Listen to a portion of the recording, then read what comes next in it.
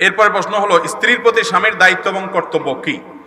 স্ত্রীর প্রতি স্বামীর দায়িত্ব কর্তব্য, এক নম্বর কর্তব্য হলো স্ত্রীর তার যে মৌলিক প্রয়োজন আছে, তার যে জৈবিক প্রয়োজন আছে, তার ভরণ পোষণের ব্যবস্থা করা, তার জন্য নিজের সাধ্য অনুপাতে উত্তম রিজিকের ব্যবস্থা করা, থাকার ব্যবস্থা করা এবং তার শারীরিক প্রয়োজন পূরণ করা, তার অন্যান্য যত মানুষ হিসাবে প্রয়োজন আছে সে বেঁচে থাকার জন্য প্রয়োজনগুলো পূরণ করা। বিশেষ করে গ্রামাঞ্চলের জন্য একটা কথা বিশেষ প্রযোজ্য, যৌথ ফ্যামিলিতে যারা থাকেন, স্ত্রীর অধিকারের মধ্যে থেকে ফুকাহা কেরাম উল্লেখ করেছেন একটা অধিকার হলো তাকে একটা কক্ষ দিতে হবে যাতে করে স্বাধীনভাবে সে সেখানে যেতে পারে, আসতে পারে, চলাফেরা করতে পারে, কেউ সেখানে ডিস্টার্ব না করে।